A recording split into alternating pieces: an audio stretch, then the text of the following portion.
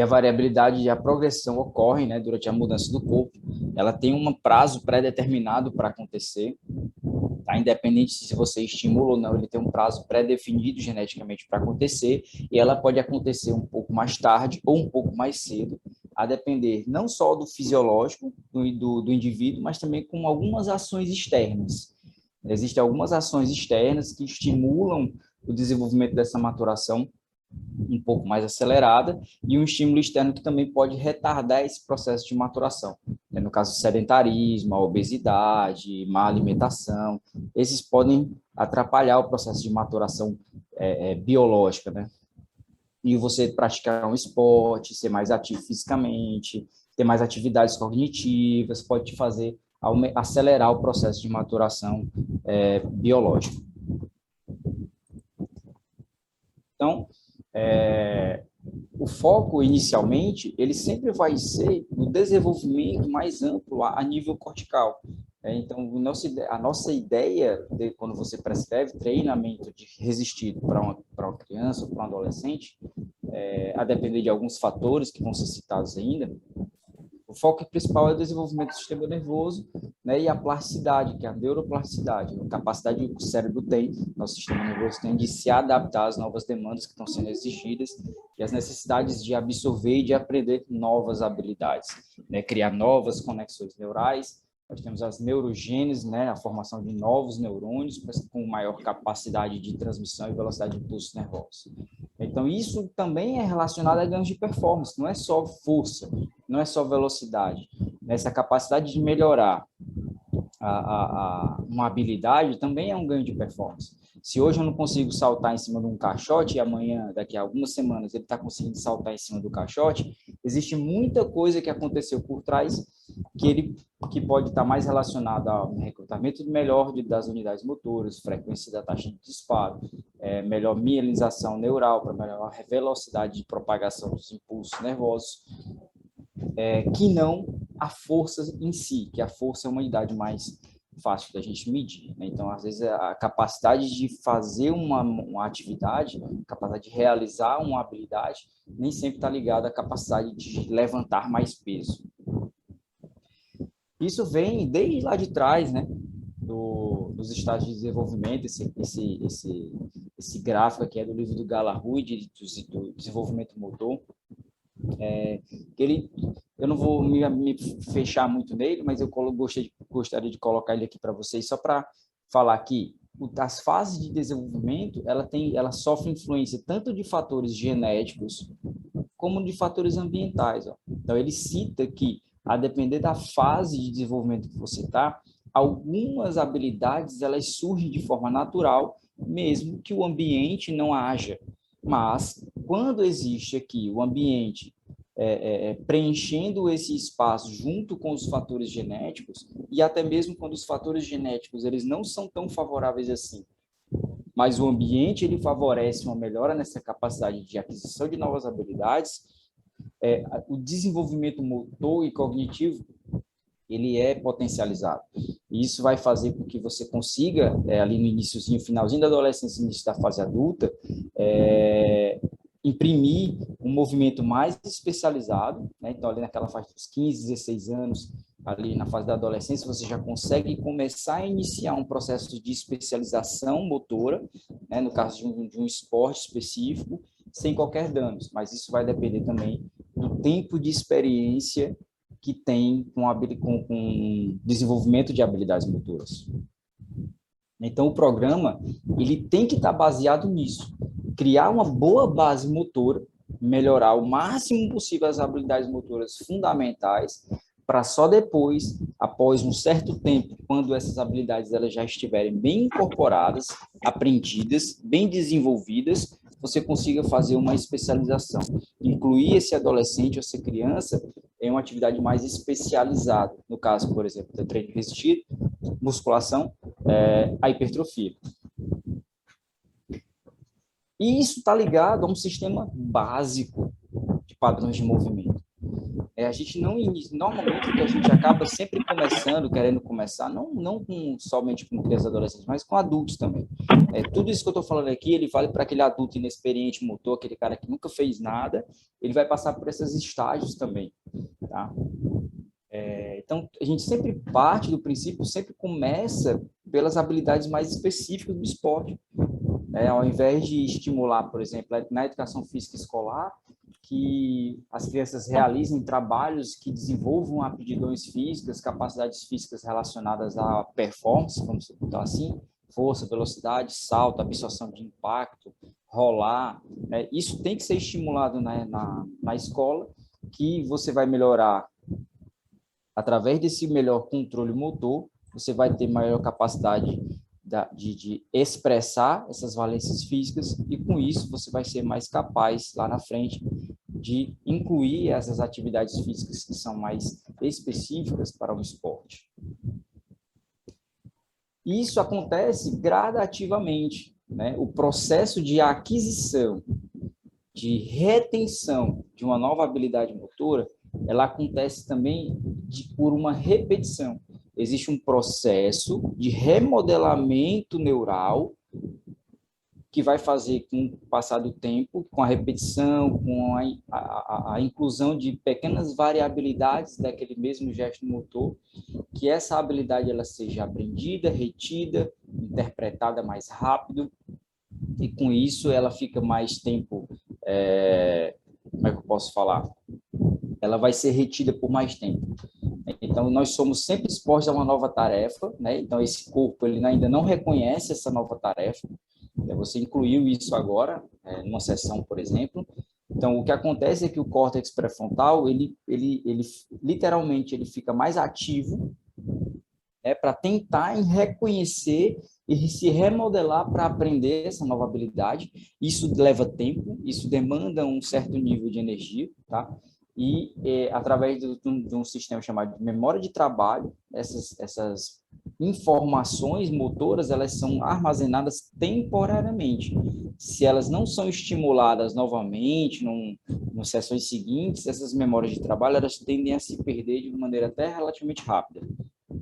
Então, lá no hipocampo, essas informações elas vão ficar retidas por essa memória de trabalho, e elas vão começar a ser comparadas com informações antigas, informações de experiências motoras anteriores.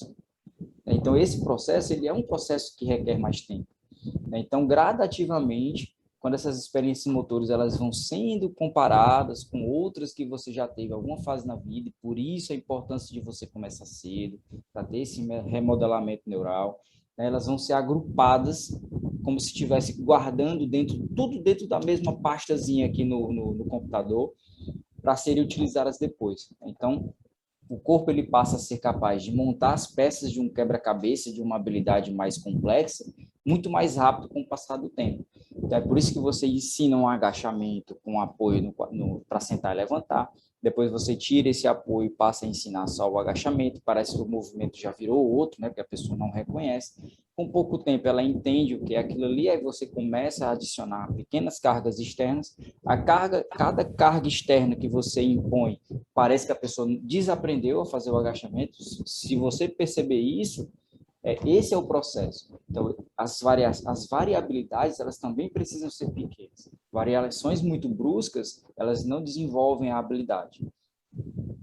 Elas acionam mais memória de trabalho, que são memórias mais lentas, que são memórias mais temporárias, e vai reconhecer como uma nova habilidade, esse processo vai demorar ainda mais tempo. Então, quando ele faz isso, né, quando ele vê essa habilidade que ela é parecida com outras anteriores, ele vai enviar essa mensagem de volta lá para o córtex pré-frontal para que dê continuidade para a tarefa. Opa, esse aqui eu já tenho alguma coisa parecida que ele já fez alguma vez na vida e eu vou conseguir refinar esse movimento. Quem nunca viu alguém começar a fazer um exercício de agachamento só com o peso do corpo mesmo, nas 3 primeiras repetições faz ruim, depois começa a acertar, começa a melhorar. Aquilo ali é um processo rápido que o corpo tem de reconhecer o movimento. Então, essas informações, elas gradativamente, elas vão ser armazenadas a partir de repetição. Quanto mais repetições, e essas repetições, essas variações são pequenas, né, tendo uma semelhança muito grande, essas habilidades elas tendem a ficar retidas por mais tempo.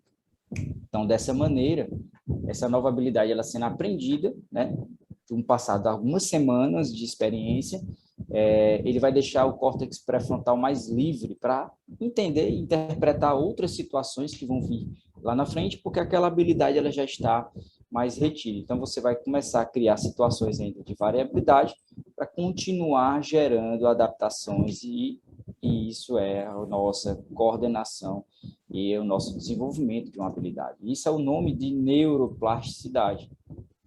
Então, e o que é mais importante desse processo de neuroplasticidade? A indicação é de que aprenda cedo.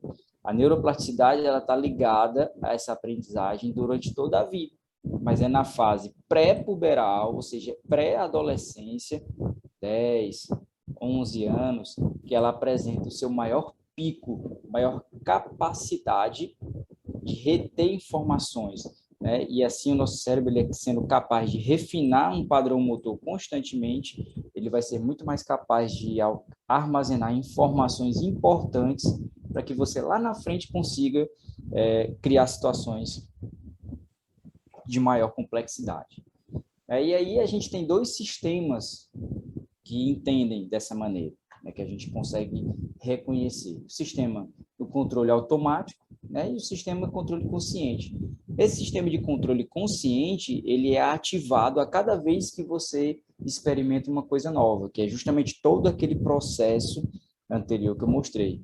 E esse controle mais automatizado já é a nossa coordenação de uma habilidade já aprendida. Então, essas informações, quando acionam esse controle mais automatizado, elas nem sempre elas precisam chegar até o cérebro para serem processadas.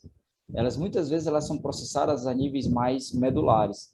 Então, níveis mais baixos, o controle motor ele é tão refinado, a habilidade é já tão reconhecida que o cérebro já não precisa mais interpretar informações. Então, ele já está livre para fazer outras ações que não interpretar aquele mesmo gesto motor.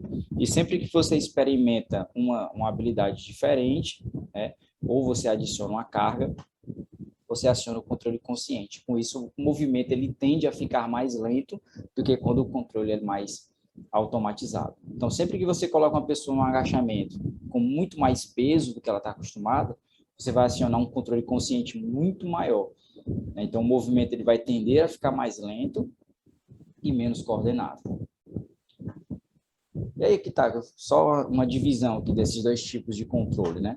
Do controle consciente, ele se refere a essa memória de trabalho, então é uma memória temporária, é uma memória que gasta mais energia, demora mais tempo, né, dentro desse processo, e ele vai tornar os movimentos, ele vai surgir através de movimentos relativamente mais lentos também.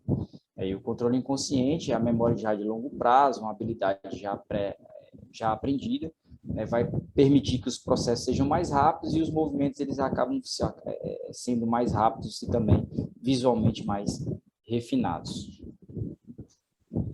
Isso é um processo que a gente chama de retroalimentação, né? O próprio movimento, ele ensina o cérebro para o cérebro refletir no movimento.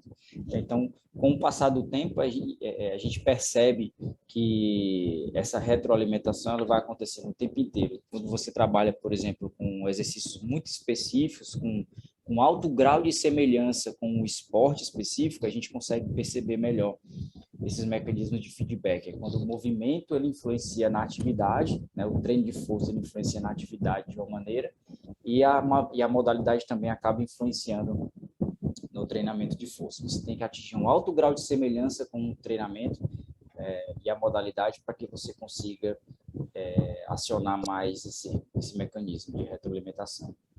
Mas aí a gente tem que tomar um cuidado, por exemplo, quando a gente aumenta muito esse grau de variabilidade, essa quantidade de informações, né? Porque quando você aciona, você dá muitas instruções ativam a memória de trabalho. Então, quando você está executando uma tarefa, tomar cuidado para não ficar corrigindo, durante cada repetição você corrige uma coisa, cada repetição você corrige uma coisa.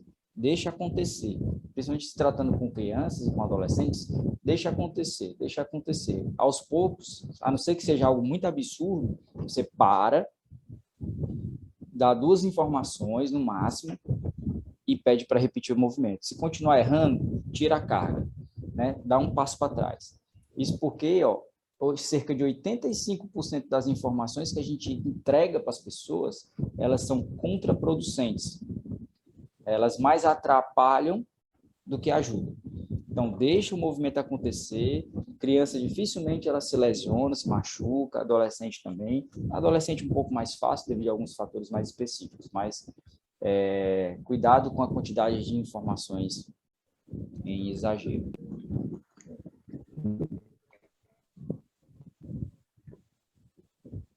Então, dentro do controle consciente, a gente tem a que a gente chama de memória declarativa, que abrange essas memórias mais de longo prazo, de curto prazo, memórias mais curtas, né? Memórias de menor prazo, e reflete muito ao que você está fazendo, né?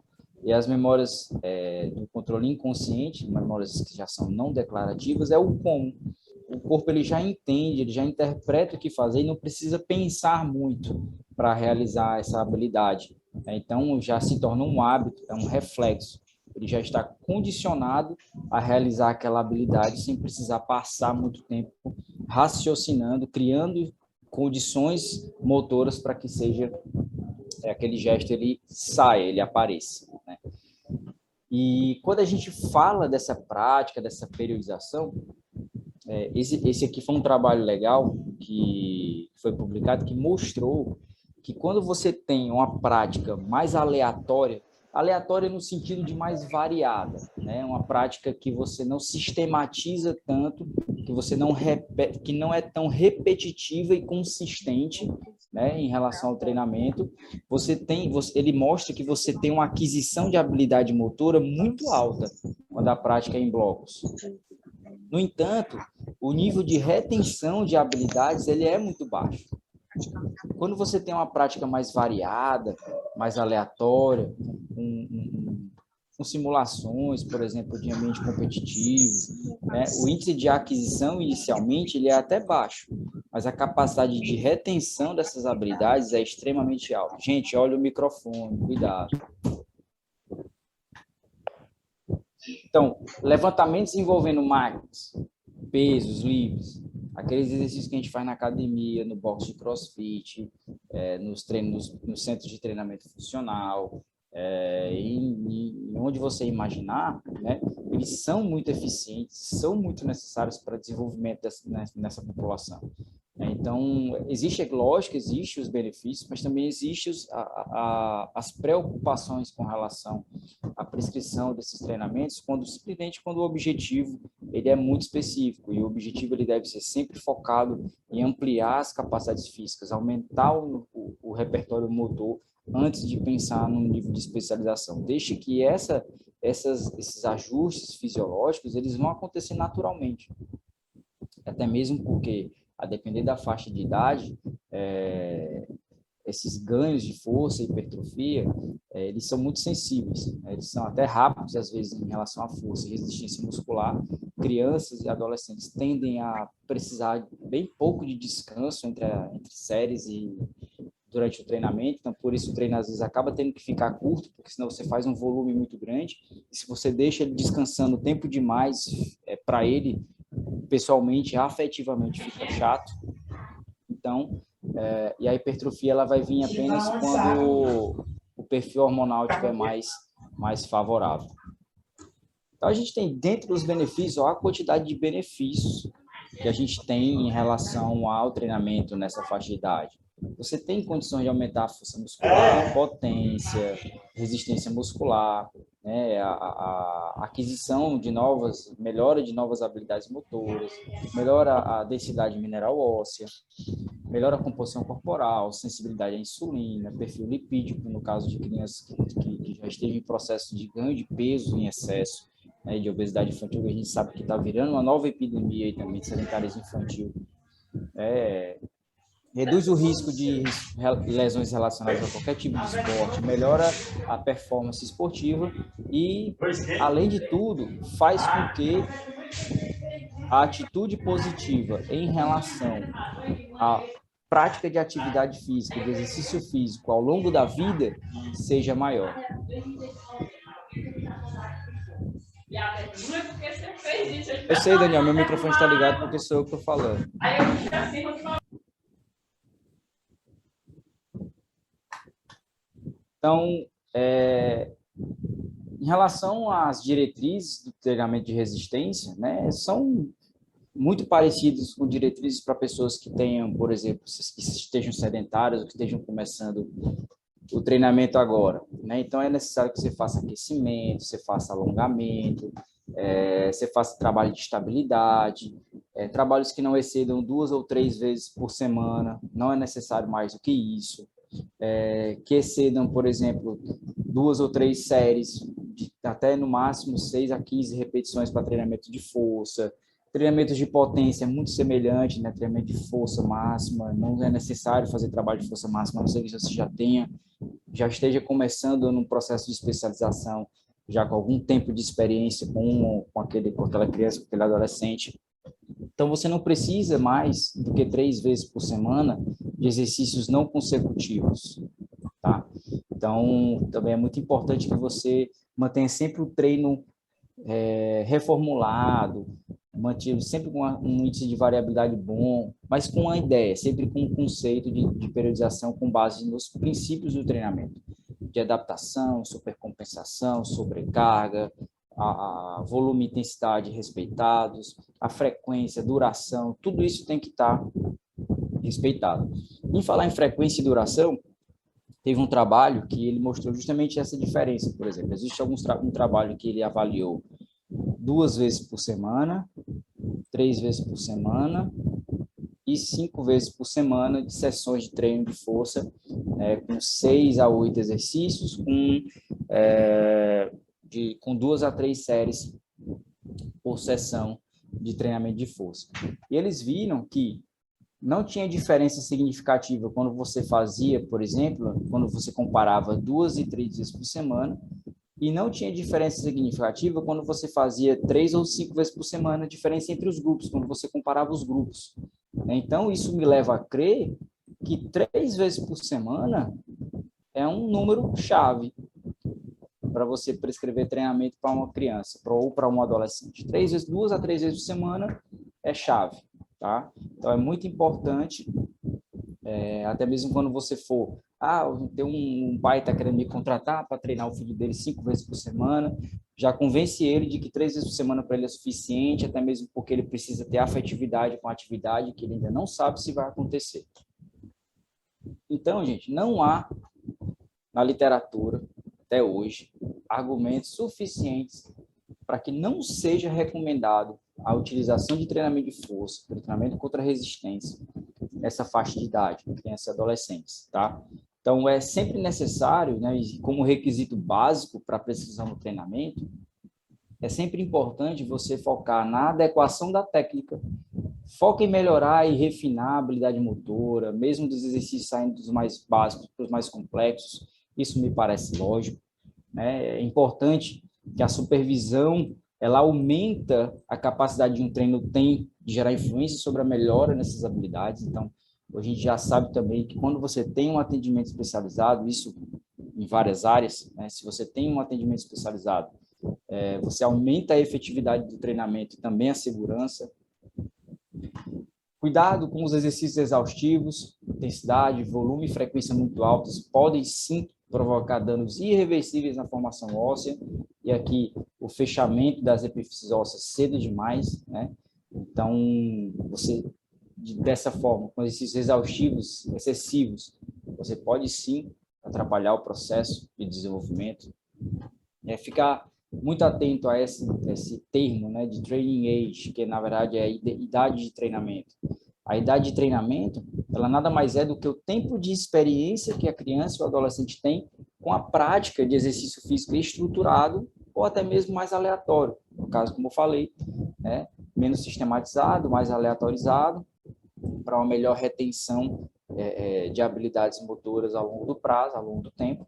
Então, e a idade cronológica é a idade corrente, normal, né, idade biológica, digamos assim, desculpa, a idade cronológica, e a idade de treinamento é esse tempo de experiência, né, com o desenvolvimento neuromuscular e também com esse foco nos padrões básicos do movimento. E a gente tem como saber, tá? Lógico que isso é uma fórmula matemática, ela não tem 100% de acerto. A gente tem como saber em que ponto o adolescente ele vai atingir o pico de velocidade do crescimento, é a PVC, né? A gente tem aqui a legenda, né, aqui das siglas, né, de comprimento do membro inferior, a estatura sentado, a idade cronológica, massa corporal e a estatura em pé, em posição ortostática. Então, a gente tem essa fórmula matemática, a gente pode predeterminar em que ponto, comparado à idade cronológica, né, ele vai atingir o pico de velocidade de crescimento. Por que que isso é importante? É nessa fase do pico de velocidade de crescimento que a maior parte dos adolescentes experimentam dores e podem, por exemplo, com o uso do exercício, piorar e se instalar em algum tipo de lesão. É nessa fase onde você tem uma aceleração do crescimento ósseo, uma aceleração do crescimento ósseo que não ele não é linear, tá? Em relação ao tronco, a perna pode ir velocidade diferente do tronco, o tronco numa velocidade diferente dos braços, o braço é diferente do tronco. Então, esse crescimento, esse pico de velocidade de crescimento, ele não é linear.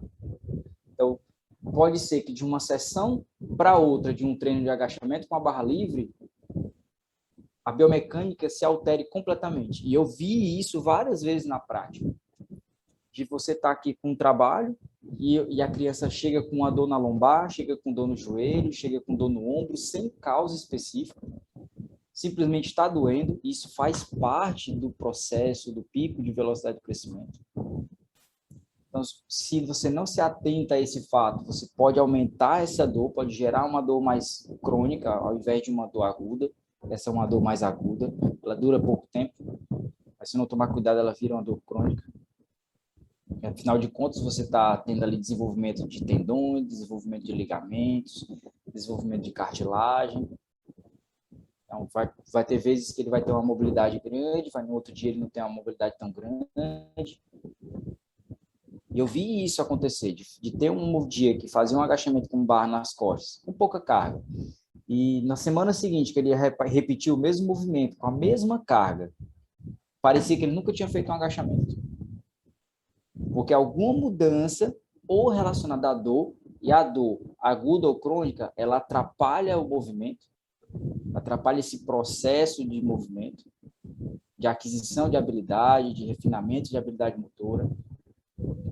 Então, e também pelo desenvolvimento e a velocidade de desenvolvimento das estruturas ósseas e musculares, a biomecânica ela pode mudar num prazo de 1 semana a 10 dias.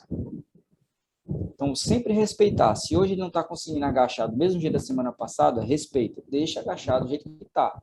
Se estiver doendo, procura ajustar o movimento para que fique mais confortável e ele execute o movimento daquela maneira, sem risco de se machucar. Mas as adaptações vão precisar ser feitas. Então, é necessário começar cedo os programas de treinamento, por todos os motivos que eu já falei, né? Mas os modelos de treinamento, eles devem ser focados em treinamento neuromuscular integrado, ou seja, todos os aspectos da aptidão física relacionada à saúde e também à performance, tá? Né? Em relação a habilidades, devem compor esse treinamento. Força, resistência, foco na composição corporal, melhora do sistema cardiovascular, flexibilidade, capacidade de gerenciar melhor, por exemplo, estresse, ansiedade, que hoje também está muito comum. Então, treinos exaustivos demais podem atrapalhar esse processo de controle da ansiedade. Melhora de agilidade, tempo de reação, potência, coordenação, velocidade, equilíbrio. Está tudo dentro do treinamento. E esses são os pontos chaves. Pontos chaves de desenvolvimento de padrões motores fundamentais de desenvolvimento de membros superiores, tanto bilaterais como unilaterais, membros inferiores, tanto unilaterais como bilaterais, exercícios de salto, aterrissagem, pliométricos, exercícios antirrotacionais, exercícios que estimulem o core como um todo, velocidade de aceleração, desaceleração. Então, todos esses são componentes que podem estar presentes dentro de um treinamento, né? Seja até mesmo dentro de uma academia. Você pode pensar a estrutura do treinamento dessa maneira, mesmo sabendo que o treino lá na frente, você não tem como prever, possa ser hipertrofia, que foi o caso como aconteceu comigo já. Então, a importância de começar cedo vem daqui, ó. Por exemplo, quando você inicia um treinamento neuromuscular integrado, generalizado, multitarefa, né? Durante a pré-adolescência, ali entre 11 anos de idade, até antes, e você tem um potencial de maturidade neuromuscular que você pode alcançar, ó, aqui, como sendo nessa linha, olha só quanto cresce, né, o poder de crescimento na fase adulta, quando você inicia cedo. A capacidade que você tem de chegar na fase adulta com um alto grau de maturidade neuromuscular e de capacidade física é muito grande. Mesmo quando você inicia um pouquinho mais tarde, esse treinamento integrado, né, durante já a adolescência, ali seus 12, 13, 14 anos, esse potencial também é aumentado quando você chega na fase adulta. Quando você pratica apenas o esporte, tá? Então, aquelas crianças que você coloca só para praticar o esporte, vai para a escolinha, vai para alguma coisa assim nesse sentido, você também desenvolve, tá? Eu acredito que essa linha seja até um pouco mais alta aqui, mas aqui é um gráfico representativo. Você chega na fase adulta em níveis superiores a esperado, a expectativa de maturidade neuromuscular, mas ainda chega acima dessa maturidade esperada, né? Você chega muito próximo acima. E até mesmo em relação, por exemplo, ó, nível de mielinização, bainha de mielina, tá? Quase não sai o nome, mielinização, né? De desenvolvimento neural. Olha só, como quando você inicia cedo, ali ainda no começo da infância, a atividade física ela é estimulada, ou a capacidade que o corpo tem de melhorar a transmissão, propagação de impulso nervoso quando você chega na fase aqui da adolescência, pré-adolescência. Então, é justamente nessa fase onde esses fatores relacionados à performance, eles conseguem se consolidar muito mais por conta da alteração do perfil hormonal, estrogênio nas meninas, testosterona nos meninos. Então, é onde há o pico de hormônios androgênicos, né? Essas alterações, por exemplo, de massa magra, entre meninos e meninas tem uma diferença, mas até chegar lá o nível de força é muito semelhante entre eles, tá? E também, a depender da genética, claro, a gente tem a capacidade que o corpo tem de alterar a estrutura das fibras musculares em benefício de uma modalidade específica que esteja sendo praticada com muita frequência. Então, praticar cedo e aumentar o máximo que você puder essa idade de treinamento, desenvolvimento ampla, fazendo um amplo trabalho de desenvolvimento motor para aquisição de novas habilidades e criando situações de variabilidade. É muito importante para quando você chegar numa fase, por exemplo, aqui, já pós-adolescência, que finalzinho da adolescência, que entre 14 e 15 anos nos meninos, e na média de 13 até 14 anos nas meninas, quanto maior for essa idade de treinamento, mais rápido e com mais facilidade você vai conseguir atingir um nível de especialização do treinamento com essas crianças. E a gente também tem, tá, um jeito, uma fórmula matemática de você calcular essa idade biológica. Essa idade biológica, você utiliza essa equação aqui, tá? Que aí isso aqui a gente utiliza mais para saber o quanto adiantado ou o quanto atrasado aquele adolescente está em relação a desenvolvimento maturacional, tá? E se ele tiver com um nível de desenvolvimento maturacional atrasado, é importante você diminuir o nível de complexidade do treinamento. E se ele tiver mais avançado em relação à idade cronológica dele, por exemplo, um adolescente de 14 anos, você faz esse cálculo aqui dele, é um cálculo matemático, uma aproximação, você descobre que ele está ali mais ou menos quase um ano adiantado em termos de maturidade. Aí você vai lá e descobre o pico de velocidade de crescimento dele, se já aconteceu, se está perto de acontecer. Então, você já sabe que, pelo nível de maturidade biológica, você consegue incrementar mais complexidade no treinamento. Mas a gente parte sempre do princípio que todo mundo inicia de baixo e cria uma progressão. E aquela progressão ela não vai ser ditada só pelo nível de maturidade biológica, mas pela capacidade que ele tem de seguir treinamento estruturado. E esse é um grande problema, tá?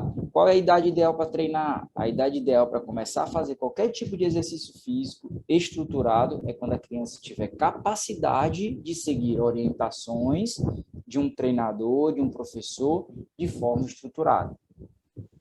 Até lá, não se deve estruturar e sistematizar treinamento. O treinamento ele continua sendo amplo. Isso vai acontecer de diferentes formas. Aqui você tem um aluno meu, tá? Já tive experiência com 3 alunos dentro dessas condições de adolescente, treinando, desde o iníciozinho da adolescência. E aqui você tem a diferença, dá para ver até o short é igual. Ele aqui, entre 11 e 12 anos, aproximadamente 12 anos, tem aproximadamente 5 anos de diferença de uma foto para outra. Então, você tem 5 anos de idade de treinamento, né? Uma mudança de perfil absurda, né? Uma aquisição à massa muscular por conta não somente do perfil hormonal estar favorável para o desenvolvimento, mas porque todas as etapas elas foram respeitadas. Houve aqui um processo de ensino e aprendizagem com relação a comportamento alimentar aqui constantemente.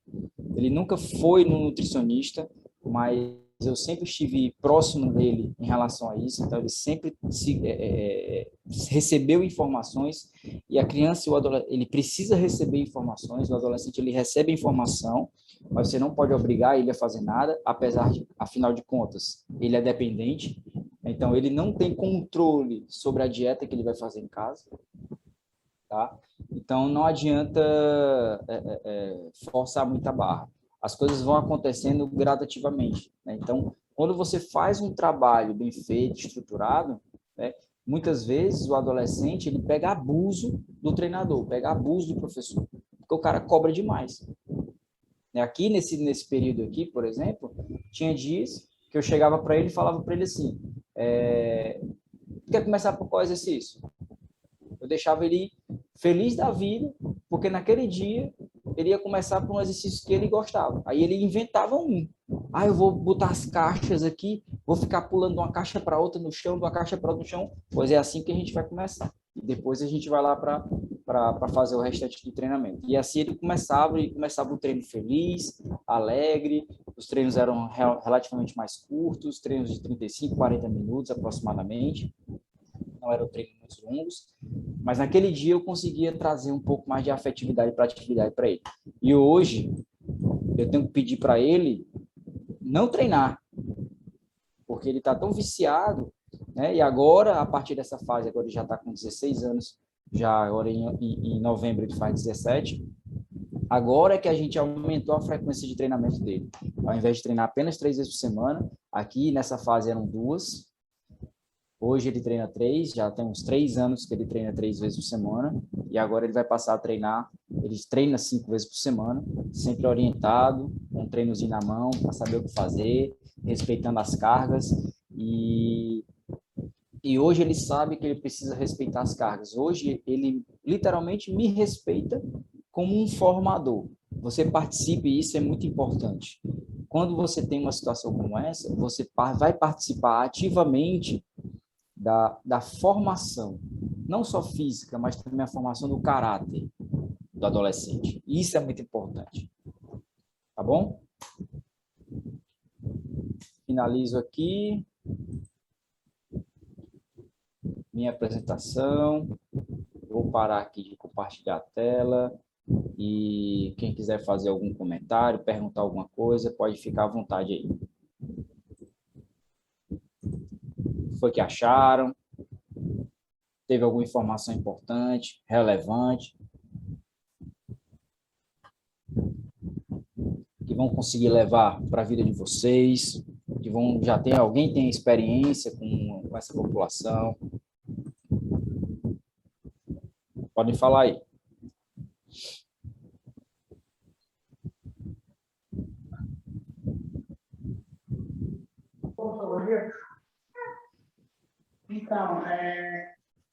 ouvindo? Tô ouvindo sim. Tá baixo, mas tô ouvindo. Pronto.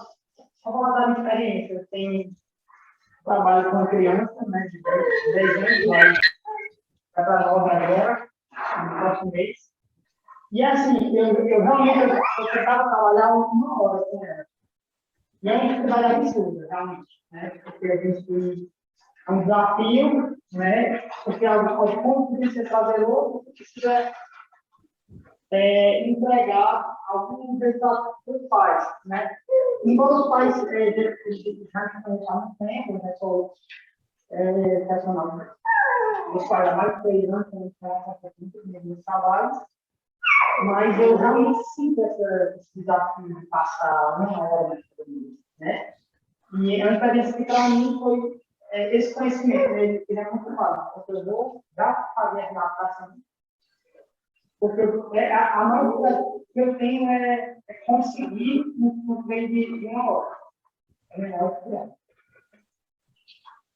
É isso, obrigado por compartilhar o seu conhecimento com a gente. Obrigado. Mas é isso mesmo. Você não é obrigado a prescrever um treino que vai durar 1 hora, porque isso afetivamente, né, emocionalmente falando, isso para eles pode se tornar muito sacal, né? Pode se tornar uma coisa chata, repetitiva. Para ele é chato, é repetitivo. Ele não adquiriu ainda aquela emoção de praticar o treino. Então, é muito de observação também, isso é muito individual.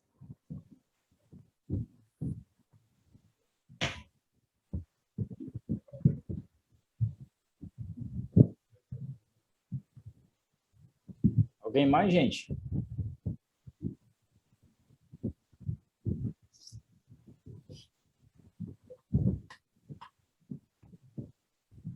Então, nós temos tempo aqui, até o outro professor entrar para iniciar a palestra do professor Stitch.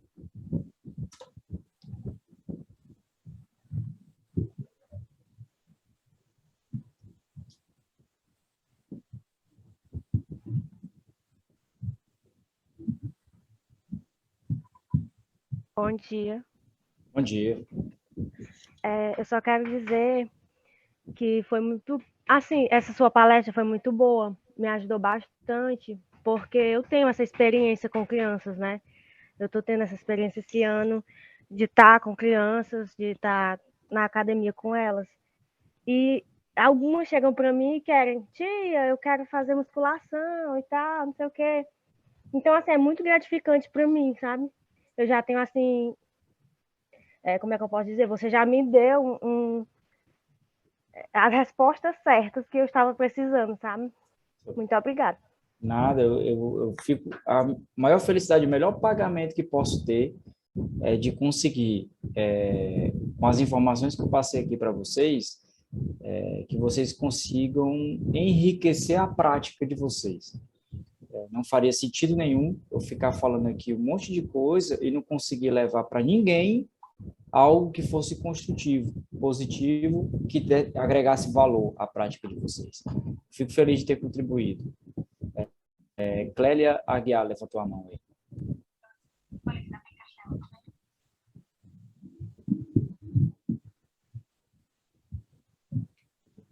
Levantou a mão, mas se ela não falou a falar agora, se alguém quiser falar alguma coisa antes. O professor Stitch aí já entrou também na sala. Professor, quando quiser começar, viu, professor? Estou aqui só trocando informações.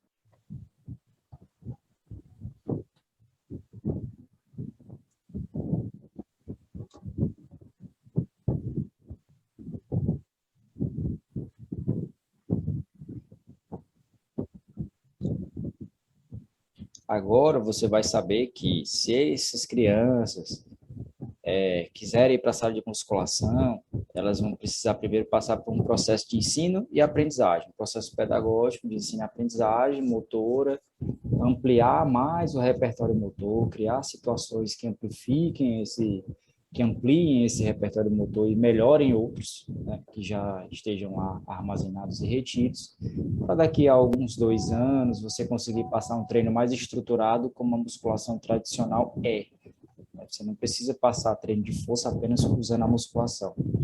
Apenas usando o peso do próprio corpo já é um treino de força.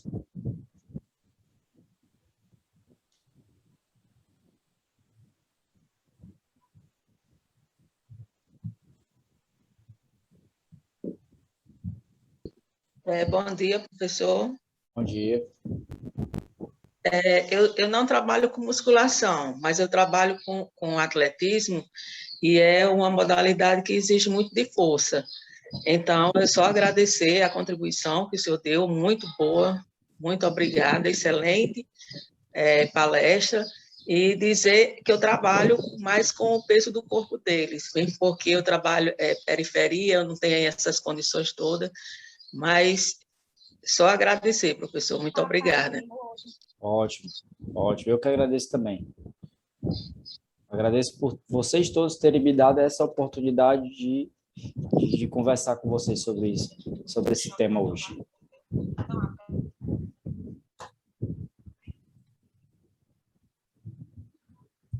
Ok, professor. Bom dia, professor.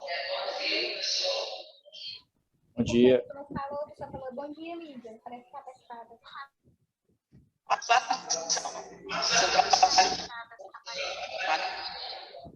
Então, é só agradecer a contribuição que eu muito boa, muito obrigado.